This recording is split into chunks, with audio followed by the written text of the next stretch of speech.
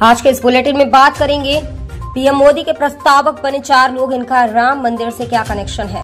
फिर हम जानेंगे उद्धव ठाकरे ने क्यों कहा कि किसी भी कीमत पर एनडीए में वापस नहीं जाऊंगा। फिर हम बात करेंगे पीएम नरेंद्र मोदी ने राम मंदिर को लेकर क्या कहा। साथ ही बात करेंगे किसने कहा कि आने वाले दिनों में अम्बेडकर की तरह पूजे जाएंगे पीएम मोदी। बुलेटिन के आखिरी में बात करेंगे सचिन पायलट ने अपने बयान में क्या कहा। लेकिन उनसे पहले तमाम खबरों को जानने के लिए हमारे चैनल को लाइक और सब्सक्राइब जरूर कर लें। तो चलिए एक नजर डालते हैं सुर्खियों पर। बीजेपी उम्मीदवार मोहनलाल बड़ौली ने कहा कि उनकी पार्टी हरियाणा में सभी 10 लोकसभा सीटें जीतेंगी, विपक्ष का किला फिर से ढह जाएगा। बीजेपी प्रत्याशियों के लिए सीएम मोहन यादव करेंगे चुनाव प्रचार, अलग अलग राज्यों में करेंगे दौरा। एनडीए के 400 सीट जीतने के सवाल पर राज बब्बर बोले, पीएम को ऐसे किसी को धोखे में नहीं रखना चाहिए। तेज प्रताप यादव के जरिए एक कार्यकर्ता को धक्का देने को लेकर प्रशांत किशोर ने कहा, ये लोग भ्रष्टाचार और गुंडागर्दी से ऊपर नहीं उठ सकते। पत्थर लेकर पहुंचे बदमाशों ने घर में की तोड़फोड़, कांग्रेस नेता बब्बू यादव पर हुआ जानलेवा हमला। अजित पवार पर लगे करप्शन के आरोप, देवेंद्र फडणवीस ने कहा कोई डील नहीं हुई थी। जौनपुर प्रत्याशी अशोक सिंह का चुनाव निशान गन्ना है, जिसे बैलगाड़ी पर बांधकर चुनाव प्रचार कर रहे और साथ में पत्नी को भी बैलगाड़ी पर बिठाया। पीएम मोदी ने जिसे अपना नामांकन पत्र सौंपा वो वाराणसी के डीएम एस राजलिंगम है। चरणजीत सिंह चन्नी ने आतंकी हमले को बताया था चुनावी स्टंट, चुनाव आयोग ने भारत के निर्वाचन आयोग को लिखा पत्र, बुरे फंसे चरणजीत। ना समर्थकों की भीड़, नाकारों का काफिला। यूपी के बाराबंकी में एक नेता ने ई रिक्शा में बैठकर बीजेपी के लिए मांगे वोट। काशी में साथ पाए गए चिराग पासवान और पशुपति कुमार पारस, दोनों ने पीएम मोदी से किए मुलाकात। अमित शाह का बड़ा दावा, 4 चरणों तक हुए चुनाव में 380 में 270 सीट लेकर बहुमत प्राप्त कर चुके हैं पीएम मोदी। भाजपा प्रत्याशी नीरज त्रिपाठी बोले, 4 दशक में जो अपने दरवाजे की सड़क न बनवा सके वह क्या करेंगे मेरा मुकाबला। पीएम मोदी की रैली में काशी ही नहीं पूरा भारत साथ दिखा, पीएम मोदी के नामांकन भरने पर अमित शाह ने दी बधाई। हिमाचल प्रदेश में बीजेपी उम्मीदवार कंगना रनौत ने मंडी लोकसभा सीट से किया नामांकन। तो चलिए अब बढ़ते हैं बड़ी खबरों की ओर, मगर तमाम बड़ी खबरों को जानने से पहले हमारे चैनल को लाइक और सब्सक्राइब जरूर करें। प्रधानमंत्री और वाराणसी से भाजपा प्रत्याशी नरेंद्र मोदी ने तीसरी बार नामांकन दाखिल किया। 2014 में पहली बार नरेंद्र मोदी ने यहां से लोकसभा चुनाव लड़ा था। पीएम के नामांकन कार्यक्रम में शामिल होने गृह मंत्री अमित शाह, रक्षा मंत्री राजनाथ सिंह, महाराष्ट्र के सीएम एकनाथ शिंदे, रामदास अठावले, चंद्रबाबू नायडू, भाजपा अध्यक्ष जेपी नड्डा, पवन कल्याण, संजय निषाद, हरदीप सिंह पुरी, जीतन राम मांझी और ओम प्रकाश राजभर समेत कई नेता पहुंचे।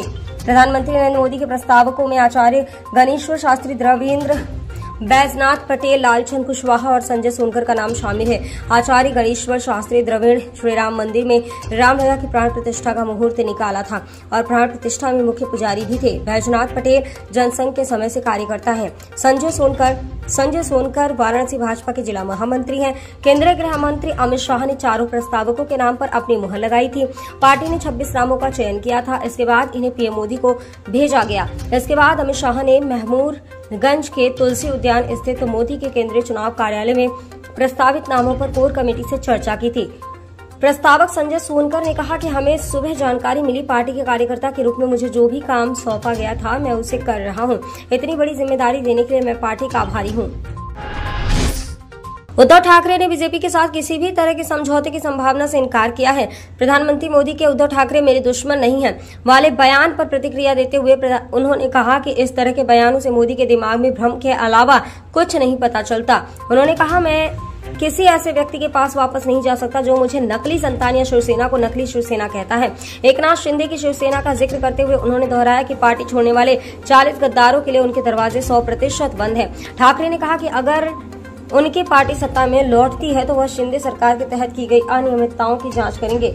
उन्होंने यह भी कहा कि वे धारावी पुनर्विकास परियोजना की समीक्षा करेंगे, जिनके लिए उन्होंने कहा कि अडानी समूह के अनुकूल नियम बनाए जा रहे हैं। ठाकरे ने एमएमआरडीए की भी आलोचना की।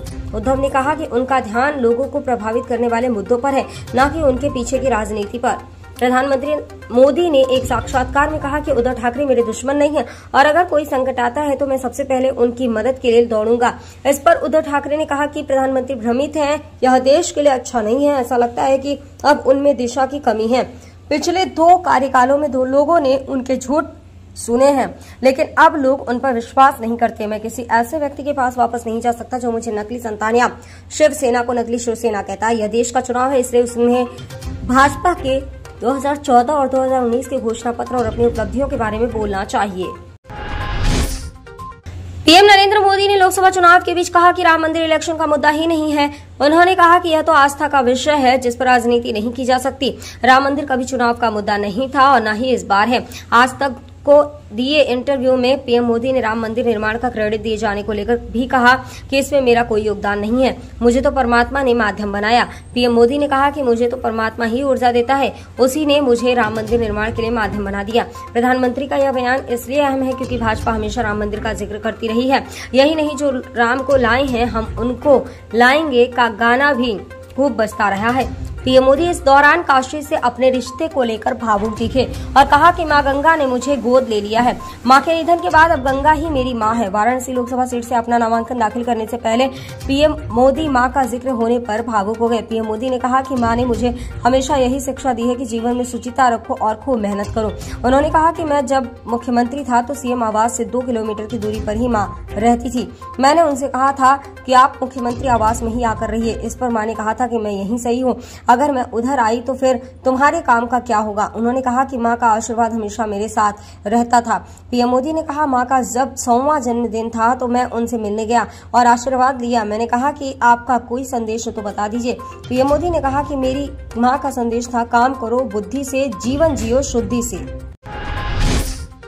भाजपा नेता गिरिराज ने कहा है कि जो नेहरू परिवार आज नरेंद्र मोदी पर लांछन लगा रहा है, मैं उससे कहना चाहता हूं कि आजादी के बाद नेहरू परिवार की वजह से ही हजारों एकड़ जमीन चीन के कब्जे में चली गई, तो वहीं अपने आधे कश्मीर को भी हमने खो दिया। बिहार के बेगूसराय लोकसभा क्षेत्र से बीजेपी के प्रत्याशी सह केंद्रीय मंत्री गिरिराज सिंह ने एक बार फिर कांग्रेस सहित राहुल गांधी के पूरे परिवार पर निशाना साधा है। उन्होंने कहा है कि वह लोग उखल पर चढ़कर नरेंद्र मोदी की बराबरी करने की कोशिश न करें। आज नरेंद्र मोदी देशवासियों के लिए आइकॉन बने हुए हैं और आने वाले दिनों में नरेंद्र मोदी बाबा साहब भीमराव अम्बेडकर की तरह लोगों के बीच पूजे जाएंगे।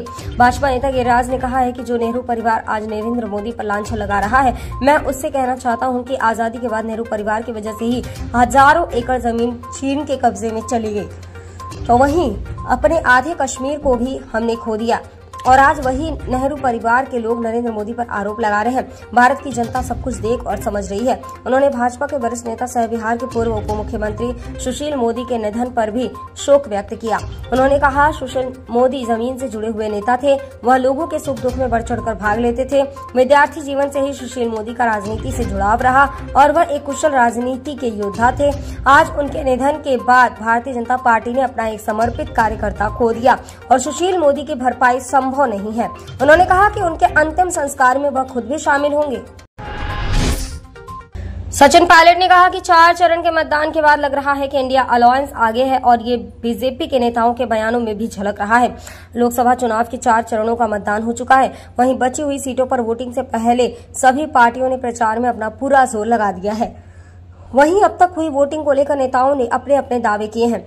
इस बीच कांग्रेस के दिग्गज नेता और राजस्थान के पूर्व उप मुख्यमंत्री सचिन पायलट ने दावा किया है कि इंडिया गठबंधन एनडीए से ज्यादा सीटें जीतेगा। राजस्थान के पूर्व उप मुख्यमंत्री सचिन पायलट ने कहा 2019 से एक बड़ा बदलाव आया है। इस बार लोग वास्तव में बाहर आए हैं और हकीकत में बदलाव के लिए मतदान किया है। इसलिए छत्तीसगढ़ और राजस्थान में बीजेपी और कांग्रेस के बीच सीधा मुकाबला है। दोनों राज्यों में हमें बीजेपी से ज्यादा सीटें मिलेंगी। सचिन पायलट ने बीजेपी को घेरते हुए कहा 4 चरणों के मतदान के बाद मुझे जो एहसास हुआ है वह यह है कि कांग्रेस उम्मीदवार और इंडिया गठबंधन के उम्मीदवार आगे हैं। वह बीजेपी नेताओं के भाषणों में भी झलकता है। सचिन पायलट ने बीजेपी के शीर्ष नेता अब अनाप शनाप बयान दे रहे हैं और मुझे लगता है कि वे समझ गए हैं कि लोगों ने उनके खिलाफ वोट दिया है। सचिन पायलट ने आगे कहा मेरा मानना है कि धर्म के नाम पर वोट मांगना बिल्कुल गलत है। राम मंदिर का निर्माण सुप्रीम कोर्ट के आदेश से हुआ, जिसका हम सभी सम्मान करते हैं और हमने हमेशा इसका स्वागत किया है। पायलट ने कहा कि धर्म के नाम पर वोट मांगना किसी के लिए भी सही नहीं है, खासतौर पर सत्ताधारी दल के लिए। इससे पता चलता है कि वे परफॉर्मेंस गवर्नेंस वादों को पूरा करने पर वोट नहीं मांग सकते हैं, इसलिए उन्हें मंदिर, मस्जिद और मंगलसूत्र की राजनीति का सहारा लेना पड़ता है। मुझे लगता है कि लोग इससे आगे बढ़ चुके हैं।